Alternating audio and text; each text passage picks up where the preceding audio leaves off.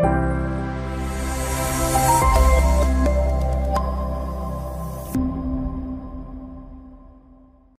pakikipagsapalaran ng tatlong kuneho.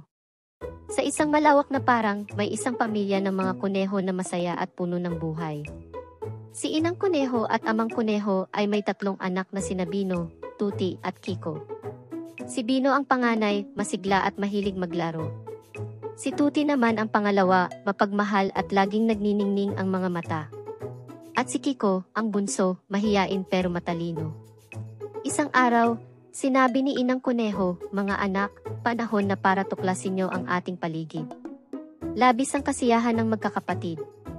Sabik silang lumabas at tuklasin ang kagubatan. "Mag-ingat kayo at huwag lalayo," paalala ni Amang Kuneho. "Oo, Ama," sagot ng magkakapatid sabay-sabay. Sa unang araw ng kanilang paglalakbay, nakita nila ang isang mataas na burol. "Tingnan natin kung anong meron sa taas," sigaw ni Bino. "Sige," sabi ni Tuti na excited din. "Ako'y susunod na lamang," sabi ni Kiko na medyo kinakabahan.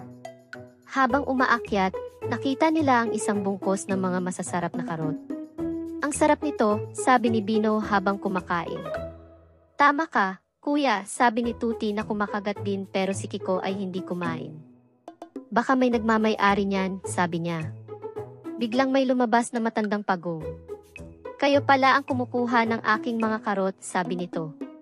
"Pasensya na po," sabi ni Kiko, "hindi namin alam na inyo po pala ito."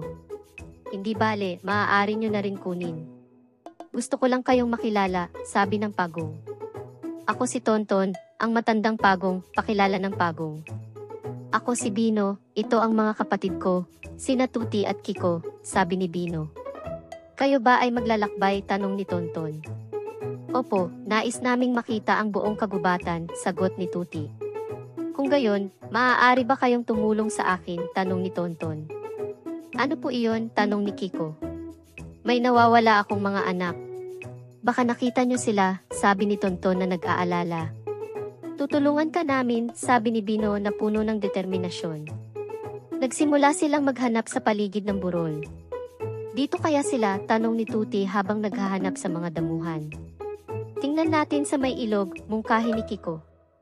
Nakita nila ang tatlong maliliit na pagong na nakikipaglaro sa mga isda. "Ayon sila," sigaw ni Kiko. Tumakbo ang magkakapatid patungo sa mga batang pagong. "Anak ng pagong, oras na para umuwi," sabi ni Kiko ng may ngiti. "Salamat sa inyo," sabi ng mga batang pagong at sumama pabalik. Bumalik sila kay Tonton kasama ang kanyang mga anak. "Maraming salamat, mga kuneho," sabi ni Tonton habang niyayakap ang mga anak. "Walang anuman po," sabi ni Tuti na masaya rin. "Ngayon, maaari na kayong magpatuloy," sabi ni Tonton. "Salamat po," sabi ni Kiko. Nagpatuloy ang magkakapatid sa kanilang paglalakbay, masaya at puno ng pag-asa. Sa kanilang paglalakbay, nakarating sila sa isang malawak na kagubatan. "Ang dami palang lugar dito," sabi ni Bino na nagmamasid. "Ang ganda," sabi ni Tuti na humahanga sa paligid. Biglang may lumitaw na mabangis na lobo. "Tumakbo tayo," sigaw ni Kiko. Nagmadali silang tatlo at nagtago sa likod ng isang malaking puno. Sa likod ng puno, may isang matandang paru-paro na nag-aalay ng tulong.